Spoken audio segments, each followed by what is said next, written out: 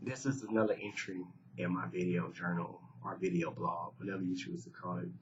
Um, and I want to discuss something that's kind of near and dear to me. Um, why men don't go to church, especially black men, are leaving the church. Now, I know you're going to say that not in my church. I got men in my church. But that's anecdotal because the numbers and the studies show that men are leaving the church and also churches generally is drying up. So that's called anecdotal information, meaning it's in relation to yourself. The reason why men are leaving the church, especially black men, um, is due to the lack of engagement. I've read articles on how people don't want Jesus and how, you know, they don't want to be submissive. They don't want to submit. They don't like to be told what to do. It's not that. It is, you don't teach anything that's relevant anymore. Church is a 2 hour, you know, declaration, pep rally event. There's no logical teaching. You've stomped out of critical thinking in the church. So if you think, then you get attacked for thinking, you know, and we have made church itself a golden cow. That's why men don't come. I mean, when the last time you preached about equal rights? When the last time you preached about fairness in the family law? When the last time you fought for anything in the church? That's what, because the church is community impotent. In my situation, I'm currently being alienated from my children.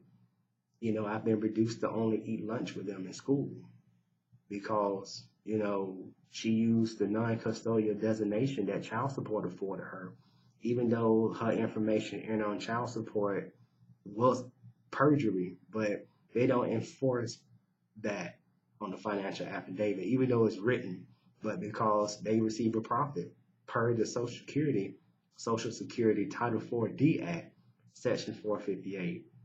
So she utilized that after making a felony threat only less than 60 days before she signed the affidavit under the penalty of perjury. But so she was able to use that non-custodial designation, but yet child support states it had nothing to do with custody, but you just assign automatically a custodial designation when she was keeping me from my children in order to keep me from exposing and keeping my kids from being abused. My son told me that she accidentally punched him and he hit the ground, fell out the chair. And it's a lot of stuff that my son is going through on a couple videos, but the Department of Children and Family Services did nothing about it. And the child support office is not going to hold themselves accountable.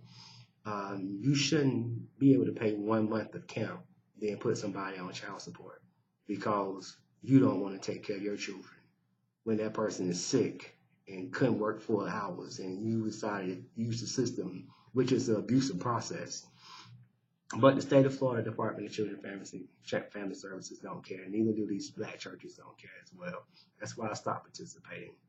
I get tired of hearing where the black fathers at when it's being preached to a congregation full of women, but then you don't do anything because you want to make yourself the chief example.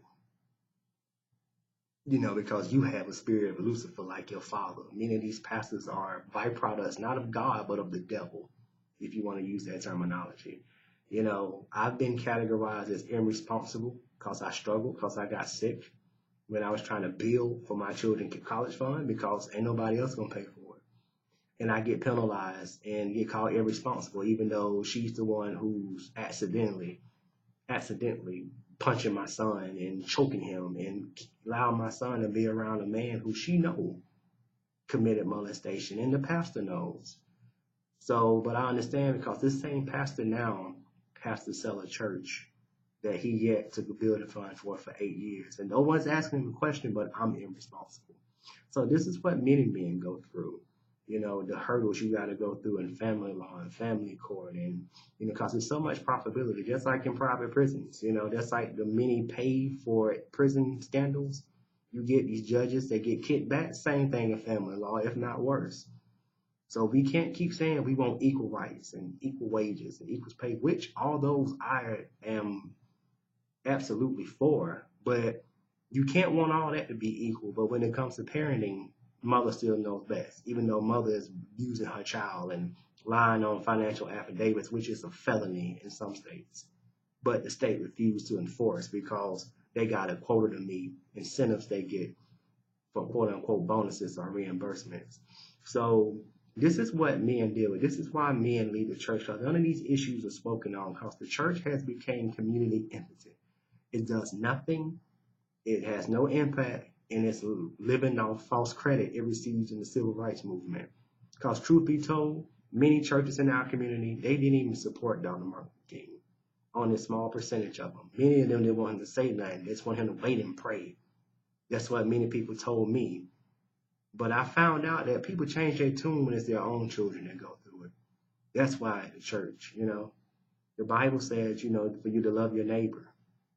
That was one of the greatest commandments. When Jesus asked by the Pharisees in Matthew 22, verses 34 to 40, the Pharisees attempted to test Jesus and ask him which one of these are the greatest commandments. He stated, love the Lord your God with all your heart, all your mind, all your soul. The second one is like unto the first, love thy neighbor like you love yourself. On this hang all the law of Moses and the prophets. Meaning that those two tenets, love God, love your neighbor, that's what supports the law of Moses and the prophets. If you don't love your neighbor, you cannot teach the law of Moses and all the prophets. That's why you become judgmental and hypocritical, but you should be teaching like you want someone to teach you or your children. But yet we don't. We continue to be biased because we want to maintain power. That's why your pastor don't teach you really how to go for God. That's why your pastor wants you to be dependent upon him.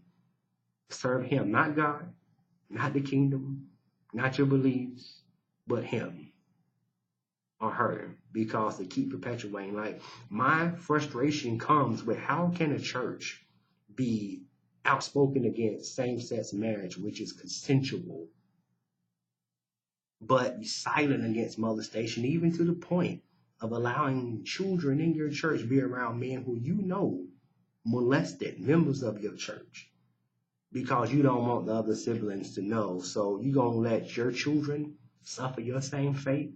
Your father wasn't there, but you will block your children from your father, from their father, out of spite. Then you want to say that it's all on you. You manufacture your single motherhood, and the church is supporting it.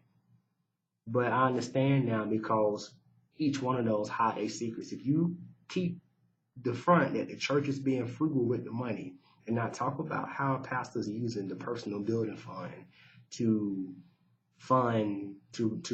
personally renovate a rental property, then he's going to cover up the fact that you're really not a good mother, and that you're masquerading as a good mother, and you're manufacturing your own singlehood. But yet this same pastor will trash a single mother, a real single mother who's really a single mother, or independent women. So how can you be misogynistic at the same time support women who submit? So that's the great conflict.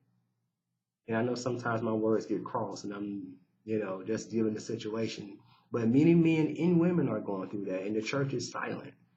The church isn't the cradle of civil rights. If it were so, you will have more civil rights leaders. You wouldn't have more perverts than you have child molestation, then you have people who make change, and you wonder why you can't save gangs or that, because how you gonna save a gang and complain about gang members that bury themselves in bandanas and their colors, when you bury your bishops and pastors and they full ecclesia after they've been molesting children? This is the great hypocrisy of the church, and if the church doesn't change, it's going to die. Dr. Martin Luther King said almost 57 years ago in his letter from the Birmingham jail that the church is in danger of becoming an ineffective social club. It is that today, ineffective. When you can come out, as many leading national pastors did, against homosexuality, call it perversion, but yet you don't come out against molestation, what kind of church are you supporting? This is okay.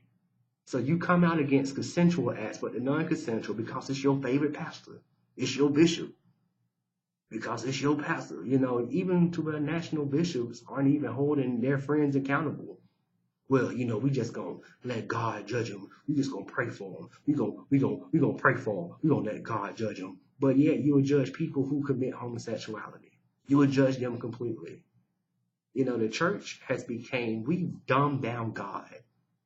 We've dumbed down God. We've hated common sense, even though in the Bible it states, in all you're getting, get an understanding. And we've started to hate understanding. Like 1+1 is not 2 anymore. It's no longer logic. God is an omnipotent, omniscient person. Omniscient deity. But yet he's bound by 66 books. Is that a God or is that a genie? The only difference between that God that you have categorized and a genie is that instead of rubbing the lamp, you rub the Bible and hope a blessing come out. How can we continue to say we love God but hate man who made in our image? We don't want to do what's right, because we need worship. Because many pastors, like I said before, you like your father as you said, the devil. You seek your own.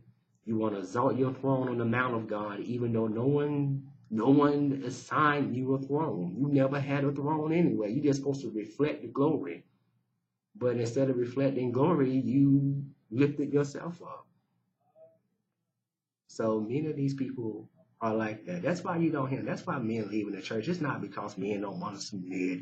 It's too feminine. All these other people, like they never. So these people let me know they never really talk to any real men. They talking out of their own, presumptions. So that's why it's dangerous not to get outside the church. So you will feel like the church is your God. Gotta stay in the church. Don't leave the church. Don't leave the house. What about God? Should you not stay in God? This is life eternal, to know the Father. Should you not stay in there? I'm highly frustrated. I'm disappointed with the church because, as Martin Luther King said in his letter, that he was birthed, he was nurtured in the church. And I feel the same way. Like, church changed my life. But at the same time, now this same thing that I love that helped birth me into a different person has now blocking me from access to my children and many men and women like this. And they want to make this pseudo war against homosexuality. And when Jesus said, the house divided among itself cannot stand. So the question we got to ask ourselves is, why is your house of homosexuality standing? If the definition of perversion is the unnatural use of a thing's intended purpose. So, unnatural use of a thing's intended purpose. Jesus stated, a house divided among itself cannot stand. So why is it standing in the body of Christ? Because many of these leaders in churches are bound by the same root spirit of perversion, but instead of through sexually, they perversion is manifested through the perversion of scripture, the perversion of people's faith. You can sow a seed, but you won't invest in somebody else trying to build a business. Just sow a seed, everything you need in the seed, but you tell your own children to go to college and get an education. The Bible is the final authority. I believe every iota in it. Then find out you really don't, because you've been embezzling money for years. But yet it's our fault because you still sit up under these leaders and you still judge people without asking them directly. That's why men and women who are independent are no longer going towards the church. Period. That's why your sons and daughters are leaving the church whenever they get of age because of you. And you want to talk about hypocrisy. That it's hypocrisy everywhere. You're right. But at the same time, if you go to a chicken restaurant and they have chicken, are you shocked? So why do we, when God show up, we're shocked and we talk about it for weeks? Is that not what you're supposed to do as a conduit of God? Bring the power of God. If a bread store runs out of bread, are you happy? Are you upset? So if I walk in the house of God and there's not godly teaching, and there's not a godly fruit, if your pastor is, dividing marriages, putting spouses against one another, he who does more for the ministry is best, and they get blanket immunity for all their sins. Like, you have leaders, men who can beat their wives, and the pastor will turn to them and say, what did you do to make him angry? Then on the other hand, you got women who refuse to help their own household. Help me. You know, I make man help me who will help her husband, virtuous women, all days of their life. She'll sit up in the virtuous women's meeting. Then it's okay because she does more for the ministry. So this pastor has became God. You became the pastor. That's not right. That's why men are leaving the church. You really don't have God. You lack God. You lack power. Power is the definition. Power by definition is the ability to create an action. All these folks coming out against homosexuality and cheering it on, cheering on people who discriminate against our LGBTQ brothers. You want to discriminate against our homosexual brothers, those who choose that lifestyle, and sisters. But then you silent on molestation. One of you check your own house, because the Bible states that judgment begins in the house. Period. So this is another video blog. I'm voicing my frustration, and that's why I created my organization, Launching Point Project, to change the paradigm. Now, we feel like you should be in the community. The church was never designed to be a hedge and a highway. Period. You're supposed to go into the hedges and highways. All this stuff about the church being a hospital, that's why it's gossip. No, it's because someone likes their ego stroked. Because in all you're getting, get an understanding. Like, I know there are 8 churches in 2 blocks. Yet they have no community presence. You think if 8 churches in 2 blocks, they can take the whole block over. But they never come out into the community. Come to church. Come get a word. Why don't you show me God? Meet me at the well. But they don't, because they're more holier than Jesus these days. So that's why men don't come to church. Where's the fruit? Where's the power? That's why real women don't come to church or don't buy into it. Most women there because they mothers, they don't want to hear their mother mouth. My pastor got a good word. I got a good. You probably do. And I'm not saying this against all pastors. But at the same time, God has rejected many of you. You know, Hosea 4:6, that my people perish for the lack of vision. There's a sub part of that sentence, that verse that states, because you rejected knowledge, I've rejected my priests. Hosea 4:6. It's time. Every institution in our neighborhood community should be held accountable. You're not going to hide out this season.